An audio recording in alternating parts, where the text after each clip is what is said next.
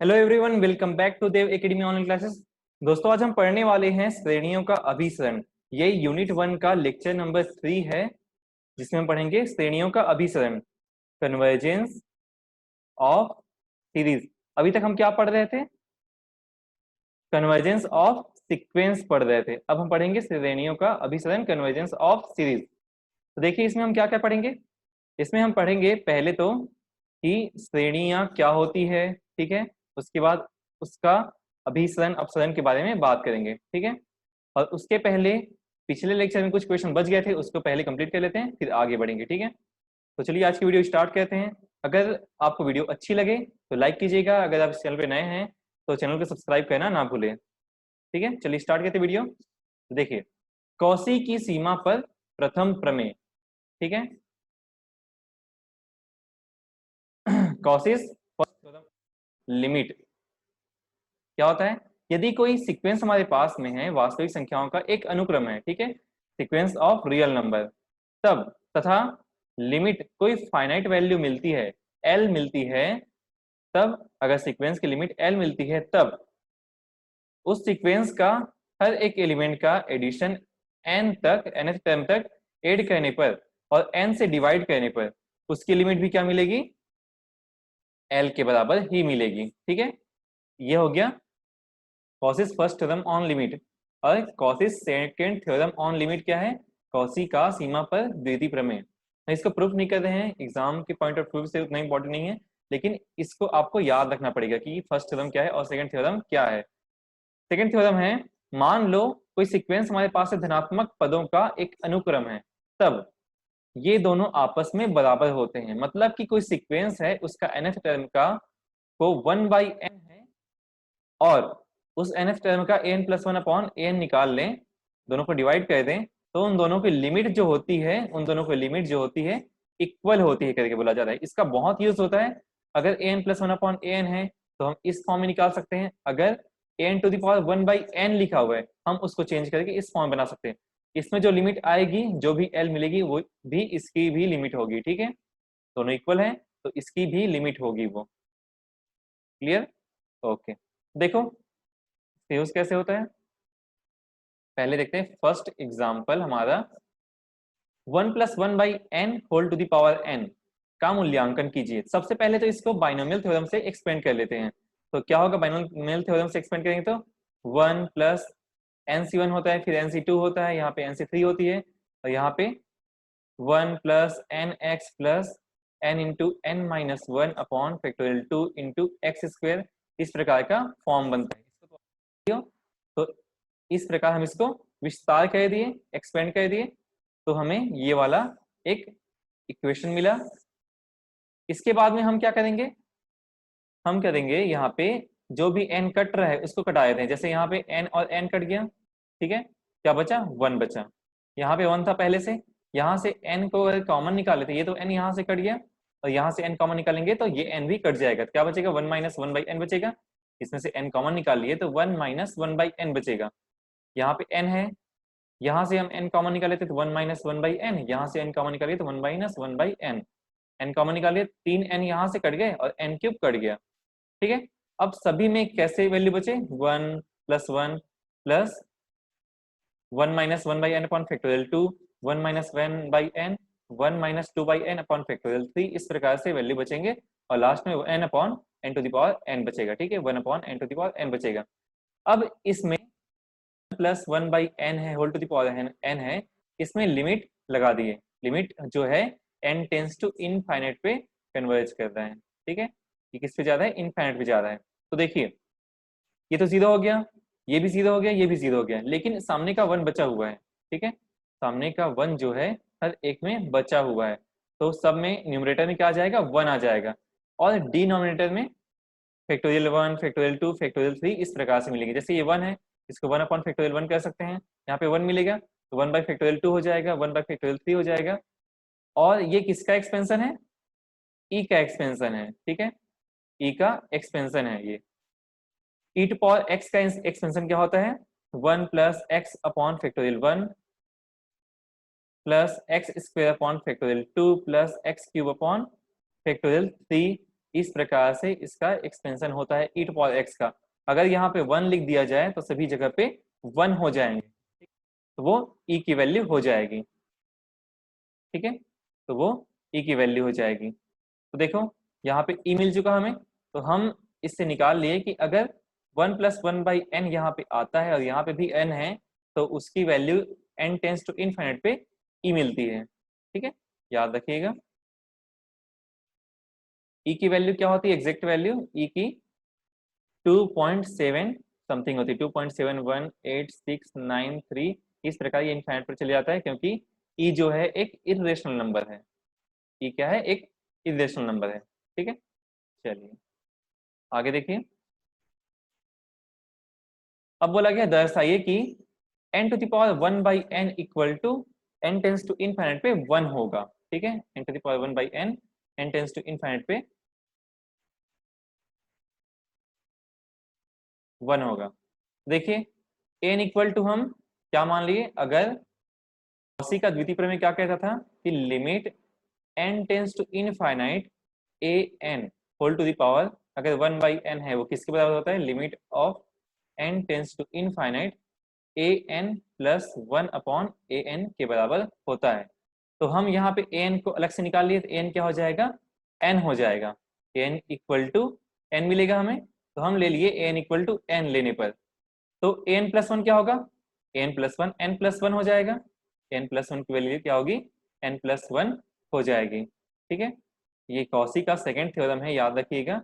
n tends to infinite a n + 1/an।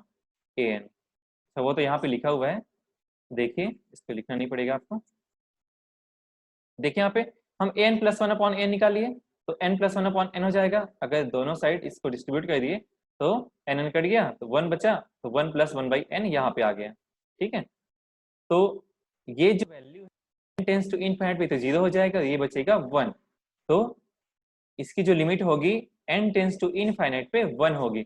और हम quasi की सीमा पर द्वितीय प्रमेय से जानते हैं कि इसकी जो वैल्यू होती है वो an whole to the power 1/n के बराबर होती है।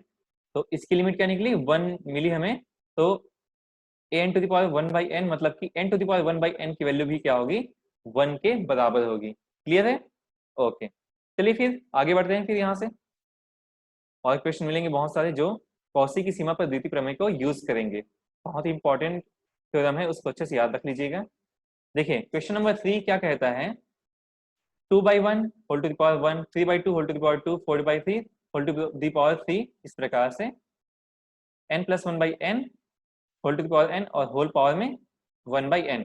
तो हम an को मान के चलिए, जो अंदर में वैल्यू है उसको मान के चलिए, क्योंकि पावर में 1/, ठीक है। तो देखिए an इक्वल टू इतना मिला, तो n + 1 क्या मिलेगा हमें, an + 1 इज इक्वल टू क्या मिलेगा, 2/1, 3/2 whole square up to so on. इसी प्रकार आगे बढ़ के ये तो n + 1 तक तो मिलेगा ही, n + 1 / n whole to the power n। इसके आगे n + 1 + 1 मतलब कि n + 2 डिवाइड बाई n + 1, यहाँ पे ये मिलेगा, और होल टू द पावर क्या मिलेगा, पावर में n + 1 हो जाएगा। ठीक है, तो देखो n + 1/n करेंगे, n + 1/n n करेंगे, देखिए यहाँ पे किए हैं, तो क्या कट जाएगा, यहाँ से यहाँ तक की वैल्यू पूरी कट जाएगी, डिवाइड में ये पूरी वैल्यू कट जाएगी, बचा क्या, n + 2 डिवाइड बाई n + 1 बचेगा। ठीक है, n + 2 डिवाइड बाई n + 1 बचेगा। अब देखिए इसको हम लिख सकते हैं, n + 2 को n + 1 + 1 लिख सकते हैं, डिवाइड बाई n + 1 और whole to the power n + 1। तो देखिए यहाँ से अगर इन दोनों को अलग अलग डिस्ट्रीब्यूट करें, n + 1 n + 1 कट जाएगा, 1 बचेगा, तो यहाँ पे 1/1 n + 1 बचेगा। तो ऐसा कहीं पे कुछ देखे थे, अगर यहाँ पे n + 1 है और पावर में भी n + 1 है, तो ऐसी वैल्यू हमें क्या मिलती है, e के बराबर मिलती है। ठीक है, तो ये जो वैल्यू है n टेंस टू इनफाइनाइट पे e हो जाएगी। तो अगर an + 1/an जो है e के बराबर है, तो an to the power 1/n limit जो है n टेंस टू इनफाइनाइट पे, दोनों सेम मिलेंगे, इक्वल रहेंगे, तो ये भी e के बराबर ही रहेगा। इसकी लिमिट भी क्या हो चुकी है, e के बराबर। कौशिक सीमा की द्वितीय प्रमेय से n to the power 1/n is equal to e, और an की वैल्यू क्या है, ये पूरी की पूरी वैल्यू an है। तो हम यहाँ से इसका मूल्यांकन कर लिए, इसका वैल्यू निकालिए, इसका वैल्यू क्या होगा, e होगा। ठीक है, देखते हैं अगला क्वेश्चन। और ये भी कौशी की सीमा पर द्वितीय प्रमेय से वही बना हुआ है। देखिए, सिद्ध कीजिए कि n to the power n upon factorial n whole to the power 1/n equal to e। तो an क्या हो जाएगा, और n अपॉन फैक्टोरियल n हो जाएगा। तो an प्लस वन क्या होगा, हर जगह पे n प्लस वन कह दो, तो ये n प्लस वन हो गया, ये n प्लस वन हो गया पावर में upon factorial n plus one हो गया। अब an plus one upon an करेंगे, ठीक है, दोनों डिवाइड कर दिए, तो क्या बचा, n plus one whole to the power n plus one upon factorial n plus one, इसको लिख दिए। और ये जो है अपॉन n है वो उल्टा होके factorial n upon n to the power n हो जाएगा। ठीक है, यहाँ से प्लस वन को अलग कर दिए, मतलब n प्लस वन को अलग कर दिए और पावर में वन वाला n वाला अलग कर लिए। ठीक है, upon factorial n plus one, तो उसको हम लिख सकते हैं n plus one into factorial n, लिख सकते हैं ऐसा। तो देखिए यहाँ से कुछ कुछ वैल्यू जो कट रहे हैं उसको हटा देते हैं, फैक्टोरियल n कट गया यहाँ से। ठीक है, अब यहाँ पे देखो कि हम अगर इसमें से यहाँ से ये भी कट गया, ठीक है, तो क्या बचा, n plus one whole to the power n और n to the power n, दोनों को मिला दे, दोनों का पावर n है अगर, तो n plus one divide by n हो जाएगा। ये वाला n यहाँ पे ये वाला n जो है इसके अंदर आ गया क्योंकि पावर दोनों का सेम है। तो n plus one divide by n हो गया। अगर इन दोनों को फिर से अलग अलग में डिस्ट्रीब्यूट कर दिए तो n upon n equal to one आ गया और one by n equal to one by n आ गया। ठीक है, देखिए one plus one by n whole to the power n, n tends to infinite पे क्या मिलेगा, e मिलेगा हमें। तो लिमिट जो है n plus one upon an की जो लिमिट है n टेंस टू इनफाइनाइट पे e मिली। और e मिलने के बाद में हम यहाँ पे देख सकते हैं कि an to the power one by n जो है वो क्या मिलने वाली है, e। यहाँ पे an का मान क्या है, n to the power n upon factorial n। तो जो लिमिट दिया गया था वो यहाँ पे प्रूफ होता है कि n to the power n upon factorial n whole to the power one by n tends to infinite पे e मिलता है। ठीक है, हेंस प्रूव्ड। ठीक है, अब कौशी का सीमा पर द्वितीय प्रमेय से अगर कोई भी क्वेश्चन आता है तो आपसे बन जाना चाहिए। देखिए ये भी वैसे ही है, यहाँ पे हमारे पास में ए एन दिया हुआ है और whole to the power one by N है। इसको आप सॉल्व कीजिएगा या फिर मैं अभी सॉल्व कर देता हूँ आपके लिए। देखो एन क्या है हमारे पास में, एन प्लस वन है, ठीक है, फिर एन प्लस टू है, up to so on N plus N, मतलब कि ये क्या हो जाएगा, टू एन हो जाएगा। ठीक है, और upon N to power N, हम एन प्लस वन ले लेते हैं। एन प्लस वन क्या मिलेगा, एन प्लस वन से स्टार्ट होगा। ठीक है, मतलब कि ये एन प्लस वन अगर यहाँ पे रखते हैं तो एन प्लस टू हो जाएगा। ठीक है, एन प्लस टू, उसके बाद में N plus three, up to so on two N, उसके बाद में टू एन प्लस टू तक पहुंचना है हमें, क्योंकि तो टू एन प्लस वन और टू एन प्लस टू हो जाएगा, क्योंकि अगर यहाँ पे एन रखते हैं, एन प्लस वन रखते हैं तो क्या मिलेगा हमें, N plus two N plus two मिलता, लेकिन उससे पहले भी एक वैल्यू रहती है टू एन प्लस वन, उसको भी लिखना पड़ेगा आपको। ठीक है, अब देखिए इसके बाद में upon N plus one whole to the power N plus one, ये मिल गया। तो देखो क्या हो जाएगा, A N plus one upon A N करेंगे, A N plus one divide by A N, जो भी वैल्यू कट रहा है देखो यहाँ से यहाँ तक की वैल्यू जो है कट जाएगी। ठीक है, एक मिनट में पॉइंटर चेंज कर लेता हूँ। देखो यहाँ से यहाँ तक की वैल्यू कट जाएगी, क्योंकि n प्लस टू, फिर n प्लस थ्री, इसके बाद n प्लस थ्री आएगा और इस प्रकार टू एन तक ये कट जाएगा। उसके बाद में क्या बचा, इसमें तो two N plus one, two N plus two बचा, क्या बचेगा, टू एन प्लस वन और two N plus two upon N plus one whole to the power N plus one बचा, इनटू इसको डिवाइड करेंगे तो क्या बचेगा, जो न्यूमरेटर का डिनोमिनेटर में चले जाएगा, डिनोमिनेटर का न्यूमरेटर में आ जाएगा, तो n to the power n upon n plus one बचा। अब देखिए यहाँ से हम एक काम करते हैं, टू को कॉमन निकाल लेते हैं। ठीक है, हम वापस से रेड कलर में आ जाते हैं। देखो यहाँ से हम क्या करेंगे, टू को कॉमन निकालिए तो क्या बचा, n प्लस वन बचा। ठीक है, ये वाला n प्लस वन और ये वाला n प्लस वन कट गया। यहाँ से भी हम कुछ कॉमन निकाल, इसके बाद देखते हैं कुछ आता है क्या।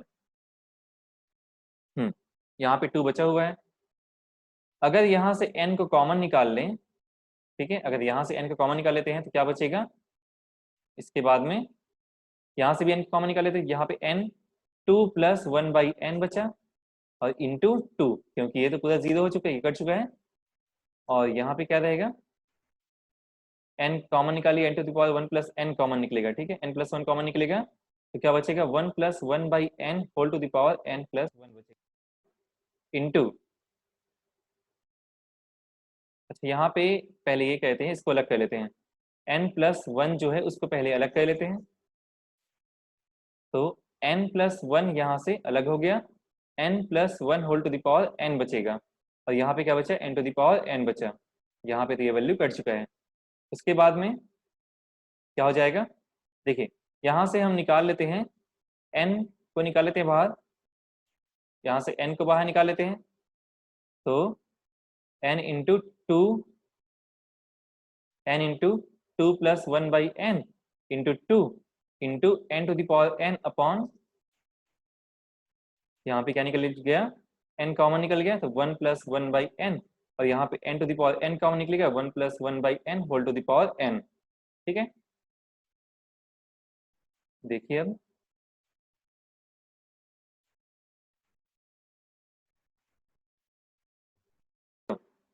यहाँ पे हम क्या करेंगे, ये वाला n और ये वाला n to the power n cut गया, यहाँ से ये वाला n कट गया।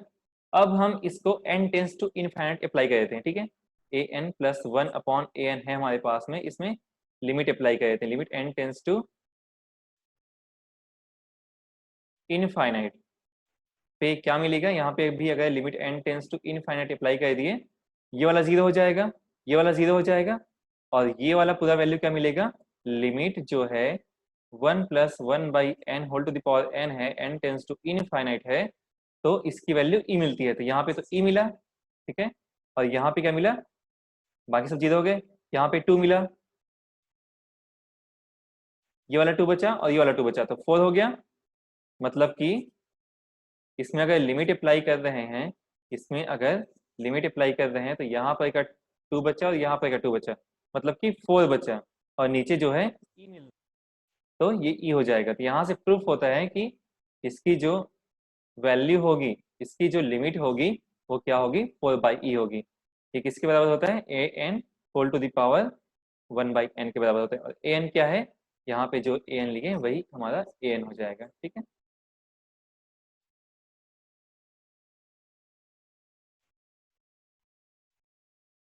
ओके, यहाँ से 4/e प्रूफ होते हैं। आगे देखते हैं, और अब आते हैं हमारे मेन टॉपिक पे। आज का टॉपिक क्या था, सीरीज। सीरीज में हम देखिए डेफिनेशन क्या है सीरीज की, कुछ नहीं, हर एक जो सीक्वेंस लिए थे हम लोग, सीक्वेंस कैसे लिए थे, u1 u2 u3 up to so on un up to so on infinite, ये हमारा एक सीक्वेंस था। अगर सीक्वेंस के पूरे एलिमेंट को ऐड कर दिया जाए तो वही क्या कहलाती है, श्रेणी कहलाती है, सीरीज कहलाती है। ठीक है, सीक्वेंस के हर एक एलिमेंट को ऐड कर दें तो वही सीरीज कहलाती है।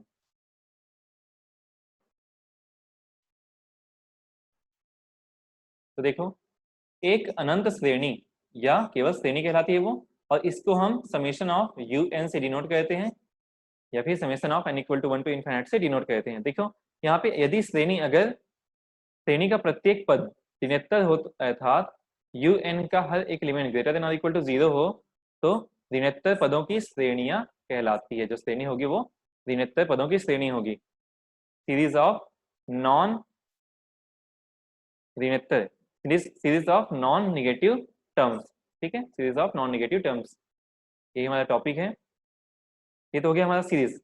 आगे देखते हैं डेफिनेशन, किसी श्रेणी के आंशिक योगफलों का अनुक्रम, आंशिक योगफलों का अनुक्रम। तो देखिए ये हमारे पास में कोई सीरीज है जिसके पद धनात्मक या ऋणात्मक हो सकते हैं कोई भी।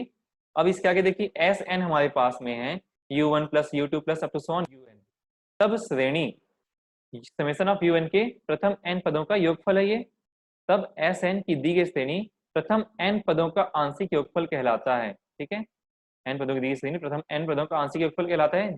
तथा अनुक्रम, अनुक्रम जो है क्या कहलाता है, आंशिक योगफलों का, इसका जो अनुक्रम बना है दी गई श्रेणी, इसके आंशिक योगफलों का अनुक्रम कहलाता है। तो हम एक सीक्वेंस ले लेंगे जो भी सीरीज रहेगा उससे एक सीक्वेंस लेंगे, वो हमारा क्या रहेगा, आंशिक योगफलों का अनुक्रम रहेगा। ठीक है, देखिए आगे, टी श्रेणी परीक्षण। टी श्रेणी परीक्षण क्या होती है, ये बहुत ही इंपॉर्टेंट है एग्जाम के पॉइंट ऑफ व्यू से भी, और आगे जो क्वेश्चन सॉल्व करेंगे उसके लिए भी बहुत इंपॉर्टेंट है। ध्यान से पढ़िएगा इसको। Infinite series, the infinite series, कोई दिया हुआ है इनफाइनाइट सीरीज हमारे पास में, समेशन ऑफ 1/n⁻p, मतलब कि 1/1 p + 1/2 p up to 1/n⁻p up to infinite. अभी ये सीरीज जो है अभिसारी है, कन्वर्जेंट है यदि t जो है ग्रेटर देन होगा 1 से, और अपसारी होगा यदि लेस देन और इक्वल टू होगा 1 से, मतलब 1 से छोटा हो गया बराबर होगा 1 के, तो वो अपसारी होगा जो सीरीज दी गई होगी। और अगर p जो है यहाँ पर का जो पावर है n के पावर में जो p है, अगर वो ग्रेटर देन 1 हो गया तो श्रेणी क्या होगी, अभिसारी होगी। देखते हैं इसको प्रूफ कैसे कहते हैं। देखिए, उत्पत्ति केस वन क्या है हमारे पास, सबसे पहले लेते हैं ग्रेटर देन 1 के लिए। तो दी गई श्रेणी की पदों को समूहों में पहले विभाजित कर लिए। पहले समूह में 1 पद ले लिए, दूसरे समूह में 2 पद ले लिए, तीसरे समूह में 4 पद ले लिए, चौथे में 8, और इसी प्रकार आगे बढ़ाते चले जाएंगे। ठीक है, तो अगले दो पदों का योग, पहले समूह में 1 पद रहेगा 1 ही आएगा, अगले 2 पदों का योग 1/2 + 1/3 टू द पावर p। ठीक है, ये लेस होगा। देखो, अगर डिनोमिनेटर की वैल्यू कम करेंगे तो उसकी पूरी की पूरी वैल्यू, देखो इसके बाद में यहाँ पे 1/2 है, तो ये वाली वैल्यू बड़ी होगी इससे। ठीक है, देखो 1/2 पावर p + 1/2 पावर p, ये दोनों बड़ा होगा 1/2 पावर p + 1/3 पावर p से। ठीक है, आप निकाल सकते हो अलग से 1/2। देखो इसके बाद में अगर इन दोनों को ऐड कर दें तो क्या मिलेगा, 2/2 पावर p, क्योंकि 2 टाइम्स है तो 2 times upon 1/2 power p equal to, अब इसको ऊपर ला लिए 2 पावर 1 - p हो जाएगा। ठीक है, अब आगे देखिए, यहाँ पे 2 पावर 1 - p आ गया। आगे बढ़ते हैं, अगले 4 पदों का योगफल देख लेते हैं। तो 1/4 से स्टार्ट होगा, 1/3 तक तो हो गया है, तो 1/4p + 1/5p + 1/6p + 1/7p, ये पावर में है सभी। अब देखिए, अगर इसमें हर एक को 1/4p कर दें, ठीक है, तो अगला वाला पद जो होगा बड़ा हो जाएगा इससे। ठीक है, न्यूमरेटर की वैल्यू को अगर अगर डिनोमिनेटर को कम कर दें तो इसकी पूरी वैल्यू बढ़ जाती है। ठीक है, तो देखो यहाँ पे क्या हुआ, 4 टाइम्स 1/4 पावर p है, अगर इसको न्यूमरेटर में ले जाएंगे तो 4 टू द पावर 1 - p हो जाएगा, जो कि यहाँ पे आ चुका है। ठीक है, less than 4 to the power 1 - p, same वैसे ही less than 8 to the power 1 - p आएगा, और इसी प्रकार आगे बढ़ते चले जाएंगे। ठीक है, अतः दी गई श्रेणी क्या मिलेगी, जो है दी गई श्रेणी थी वो लेस देन होगी 1 + 2 power 1 - p + 4 to the power 1 - p + 8 to the power 1 - p, इसी प्रकार 2 to power n to the power 1 - p। अब 2 पावर n क्यों की है, क्योंकि ये 2 पावर 0 है, ये 2 पावर 1 है, ये 2 पावर 2 है, 4 जो है 2 पावर 3 है, 8 जो है, इसी प्रकार ये आगे बढ़ते चले जा रहे हैं, और उसके पावर में जो है 1/p आ जाएगा। ठीक है, उपरोक्त असमीका के दाएं पक्ष की श्रेणी, ठीक है, दाएं पक्ष की श्रेणी एक गुणोत्तर श्रेणी है जिसका सार अनुपात 2 पावर 1 - p। आप कहीं पे भी किसी को भी डिवाइड करोगे, अगर किसी पद से उसके पिछले पद को डिवाइड करोगे तो क्या मिलेगा, 2 पावर 1 - p होगा, जो कम से कम है क्योंकि p इज ग्रेटर देन 1। अतः गुणोत्तर श्रेणी परीक्षण से दाएं पक्ष की श्रेणी अभिसारी है। ठीक है, गुणोत्तर श्रेणी की परीक्षण से दाएं पक्ष की श्रेणी अभिसारी है, क्योंकि अगर p जो है ग्रेटर है 1 से, मतलब 2 पावर कम से कम -1 तो मिलेगा ही मिलेगा, अगर p 2 हो गया तो -1 मिलेगा, मतलब 1/2 मिला, लेस देन 1। और गुणोत्तर श्रेणी में अगर सार्व अनुपात जो है लेस देन 1 आता है तो क्या होता है, वह श्रेणी या फिर वह सीक्वेंस अभिसारी होती है। ठीक है, यहाँ से भी सीक्वेंस या सीरीज क्या हो जाएगी, अभिसारी हो जाएगी। ठीक है, परिणामतः दी गई श्रेणी भी अभिसारी होगी, क्योंकि ये जो श्रेणी है ये श्रेणी से बड़ी है, तो अगर बड़ी श्रेणी ही फाइनाइट या अभिसारी मिल रही है तो उससे छोटी वाली श्रेणी भी क्या होगी, अभिसारी होगी, फाइनाइट होगी। क्लियर है, ओके। देखो आगे, इसलिए जब, अच्छा यहाँ पे परिणामतः दी गई श्रेणी भी जो कि एक अभिसारी श्रेणी से छोटी है अभिसारी होगा। अतः जब p ग्रेटर देन 1 होगा, केस 1 में क्या लिए थे, p ग्रेटर देन 1 लिए थे, अतः जब p ग्रेटर देन 1 होगा तो श्रेणी summation of 1 by n to power p जो है अभिसारी है। ठीक है, अब देखते हैं आगे p इक्वल टू 1 के लिए, अगर 1 ले लिए तो क्या मिलेगा, p इक्वल टू 1 रखने पर कुछ इस प्रकार का श्रेणी मिलेगा। अब इसमें देखो तीसरे और चौथे पद को ऐड करने पर क्या मिला, p 1/3 प्लस 1/4 जो कि बड़ा होगा 1/4 प्लस 1/4 से, इन दोनों को ऐड करेंगे 2/4 मिलेगा जो कि हमें 1/2 दे देगा। फिर क्या मिला यहाँ पे 1/5 1/6 1/7 1/8, क्योंकि p को तो 1 कर दिया, पावर में 1 है, तो ये सभी जो वैल्यू है अगर डिनोमिनेटर में अगर बड़ा वैल्यू है तो ये पूरा वैल्यू छोटा होता चले जाता है। इसको जितना बढ़ाएंगे डिनोमिनेटर की वैल्यू को, हर की वैल्यू को, वैसे ही उसका मान क्या होते चले जाएगा, घटते चले जाएगा। तो ये वाली वैल्यू छोटी है और ये क्या हो जाएगा 4/8 मिलेगा सभी को ऐड करने पर, तो फिर से कट करने पर 1/2 फिर से मिला, तो हमें सभी वैल्यू 1/2 1/2 1/2 ही मिल रहे हैं।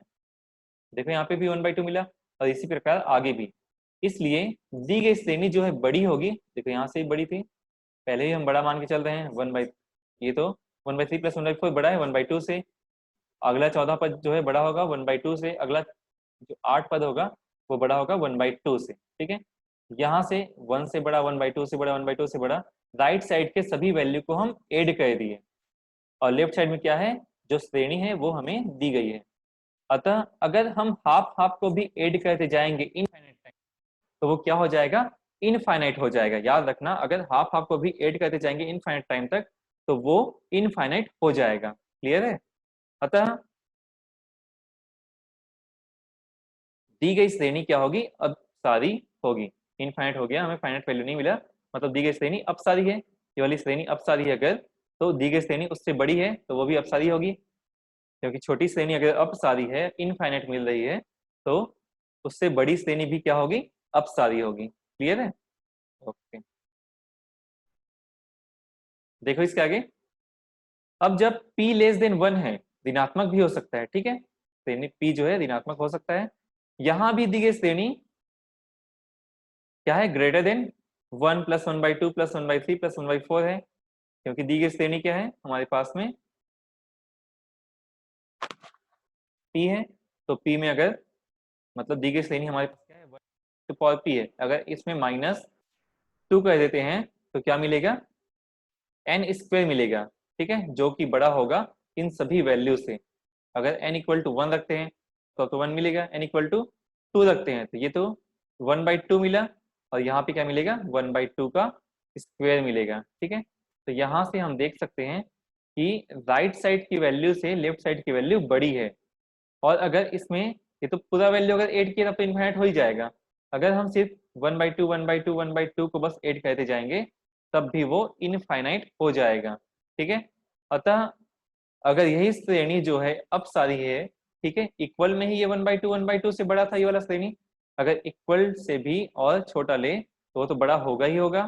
ठीक है, p से अगर p को लेस ले रहे हैं 1 से तो ये क्या ले सकते हैं और छोटा ले सकते हैं इसको। ठीक है, तो हम अगर इसको यही श्रेणी जब अपसारी है तो दी गई श्रेणी भी क्या हो जाएगी, अपसारी हो जाएगी। p इज लेस देन 1 के लिए भी श्रेणी क्या होगी, अपसारी होगी। तो हमें क्या क्या मिला, इक्वल टू के 1 के लिए भी अपसारी है और लेस देन 1 के लिए भी अपसारी है, और सिर्फ ग्रेटर देन 1 के लिए अभिसारी है। ये हो गया अपसारी और इसके लिए अभिसारी। अतः p श्रेणी परीक्षण से हमें क्या मिलता है कि दी गई श्रेणी अभिसारी है, कब अभिसारी है, जब p ग्रेटर देन 1 है, और अपसारी है, कब अपसारी है, जब p लेस देन और इक्वल टू 1 होता है। और श्रेणी हमें किस प्रकार दी रहेगी, n to the power p जैसे हमें मिलेगा श्रेणी, उसके लिए हम इस कंडीशन को अप्लाई करेंगे। ठीक है, ओके। देखिए आगे तुलना परीक्षण में आते हैं। तुलना परीक्षण क्या कहता है, कंपैरिजन टेस्ट। अगर कोई श्रेणी हमारे पास में है un, ठीक है, तब un अपॉन vn जो है परिमित या हो तो श्रेणी un और vn दोनों ही अभिसारी या दोनों ही अपसारी एक साथ होंगे। अगर vn अपसारी होगा तो यू एन भी अपसारी होगा, अगर वी एन अभिसारी होगा तो यू एन भी अभिसारी होगा। ठीक है, हम वी एन को समेशन वी एन को समेशन यू एन का सहायक श्रेणी कहते हैं। ठीक है, क्योंकि इसकी सहायता से हम इसकी अभिसारी अपसारी को निकालते हैं। ठीक है, तो देखिए श्रेणी हमारे पास में क्या है, श्रेणी है 1+1/3 +1/5, ये हमारे पास दिया हुआ है। हम इसकी अभिसारिता का परीक्षण करेंगे कि ये अपसारी है कि अभिसारी है। तो इसका nth टर्म क्या होगा, you N equal to 1/2n-1 होगा। ठीक है, वी एन क्या हो जाएगा, वी एन को हम ले के मान के चल रहे हैं 1/n है। हम निकालेंगे U N upon V N. अब यहाँ पे समेशन भी लगा सकते हो। ठीक है, ये हमारा समेशन हो जाएगा।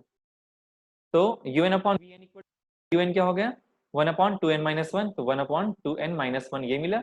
और वी एन क्या मिला, तो वी एन को कैसे निकालेंगे, वी एन को हम इसके पावर से निकालेंगे। अगर यहाँ पे पावर 1 है, यहाँ पे भी पावर 1 लेंगे, चाहे उसमें कुछ भी मल्टीप्लीकेशन में रहे, कुछ भी माइनस प्लस में रहे, तो उसके पावर में जो हाईएस्ट पावर होगा उसको लेंगे वी एन में। तो 1/n मिल जाएगा। उसके हिसाब से हम इसके हाईएस्ट पावर को लेंगे, n के हाईएस्ट पावर को।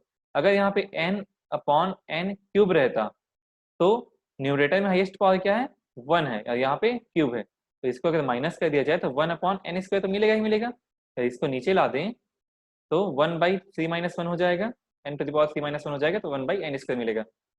तो हम क्या निकालेंगे, इसका n के पावर में जो जितना इसका पावर निकल रहा है हम उसके हिसाब से vn को लेंगे, और vn से डिसाइड करेंगे कि un अभिसारी है कि अपसारी है। तो देखिए यहाँ पे क्या मिलता है हमें 1/2 मिल रहा है। अच्छा, यहाँ पे un/vn क्या मिलना चाहिए, परिमित मिलना चाहिए और नॉन जीरो मिलना चाहिए। अगर जीरो मिल गया तो गलत हो जाएगा, अगर नॉन जीरो मिलता है तो हम vn से उसको अप्लाई कर सकते हैं। ठीक है, यहाँ पे नॉन जीरो आ गया और फाइनाइट भी आ गया। तो vn क्या है, vn जो है इसकी सीरीज क्या होती है, p सीरीज ट्रेस से यहाँ पे 1 है, और p इक्वल टू अगर 1 होता है तो हम जानते हैं कि श्रेणी जो होती है वो अपसारी होती है। इक्वल टू ग्रेटर देन और इक्वल टू के लिए, अच्छा लेस देन और इक्वल टू के लिए अपसारी होती है, और p ग्रेटर देन के लिए अभिसारी होती है। लेकिन यहाँ पे इक्वल टू वाला साइन लग गया है, ये क्या हो जाएगा, अपसारी हो जाएगा। तो vn जो है अपसारी है, तो un भी क्या होगा, अपसारी होगा। और एग्जांपल देखेंगे अभी।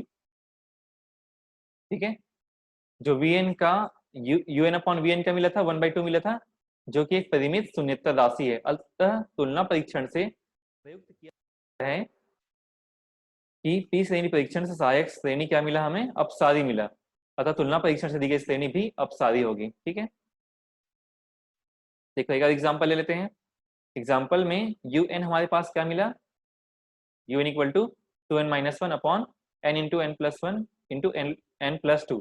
आप तो इसका nवां टर्म निकाल सकते हैं, nवां पद निकाल सकते हो। ठीक है, nth टर्म आप आसानी से निकाल सकते हो। अब इसके हिसाब से देखो यहाँ पे n है, तो यहाँ पे n ले लिए, और यहाँ पे 1n 2n 3n मल्टीप्लाई करने पर n³ तो मिलेगा ही मिलेगा। तो हाईएस्ट पावर क्या हो जाएगा, n³ हो जाएगा। यहाँ से देखिए कि 1/n² मिलेगा। ठीक है, तो vn क्या मिला हमें, 1/n² मिला। vn क्या है, समेशन ऑफ un का, vn सहायक श्रेणी समेशन vn का nवां पद है। ठीक है, अब देखिए un/vn क्या मिलेगा, 2n-1 upon n×n+1 into n+2, और यहाँ पे क्या मिला vn। देखिए यहाँ से n कॉमन निकाल दो, यहाँ से ये वाला n और ये स्क्वायर कट गया। हम यहाँ से n कॉमन निकालेंगे। ठीक है, n² से एक n बच गया है, और यहाँ से भी हमें n बाहर निकालना है। ठीक है, तो n तो है यहाँ पे, और n को बाहर निकालेंगे तो 2-1/n बचेगा, और अपॉन यहाँ से n बाहर निकाल दिए तो n निकल गया, 1+1/n बचा, और यहाँ पे 1n बाहर निकालेंगे तो 1+2/n बचेगा। ये दोनों n कट गए, मतलब ये दोनों और ये दोनों n कट गए, तो क्या बचा 2-1/n, 1+1/n और 1+2/n। ये तीनों n टेंस टू इनफाइनाइट पे 0 हो जाएंगे। तो क्या बचेगा इसमें 2 बचेगा, जो कि एक फाइनाइट नंबर है और नॉन जीरो है। ठीक है, नॉन जीरो है। अगर जीरो होता तो हम क्या बोलते तुलना परीक्षण को अप्लाई नहीं कर सकते, कंपैरिजन टेस्ट को अप्लाई नहीं कर सकते, ठीक है। अब यहाँ पे जो कि एक परिमित शून्यता राशि है, ठीक है, फाइनाइट नॉन जीरो, मतलब फाइनाइट नॉन जीरो नंबर है। तो देखिए इसके आगे, अतः पी श्रेणी, चूंकि पी श्रेणी परीक्षण से वी एन हमें क्या मिला, अभिसारी मिला, क्योंकि यहाँ पे जो पी है ग्रेटर देन है 1 के, क्योंकि पी इक्वल टू 2 मिला, ठीक है, इंटू दी पावर 2 है और 2 की जगह पी रहता है, तो पी इक्वल टू 2 मिला जो कि ग्रेटर देन 1 है। अतः ग्रेटर देन 1 जब होता है तो श्रेणी क्या होती है, पी सीरीज टेस्ट से, पी श्रेणी परीक्षण से अभिसारी होती है, ठीक है। अतः तुलना परीक्षण से दी हुई श्रेणी भी अभिसारी है, क्योंकि वी एन अगर अभिसारी आ गया तो यू एन भी क्या होगा, अभिसारी होगा, ठीक है। तो आज का लेक्चर यहीं पे समाप्त होता है। अगर आपके पास कोई डाउट होगा, कुछ भी क्वेश्चन होगा, तो आप मुझे कमेंट सेक्शन बता सकते हैं या फिर हमारे व्हाट्सएप ग्रुप में जुड़ सकते हैं। आप मुझे इस नंबर पे अपना व्हाट्सएप नंबर भेज के हमारे व्हाट्सएप ग्रुप पे ऐड हो सकते हैं, ठीक है, 8874971141। चलिए आज का लेक्चर यहीं पे समाप्त होता है, मिलते हैं नेक्स्ट वीडियो पे, तब तक के लिए थैंक यू सो मच।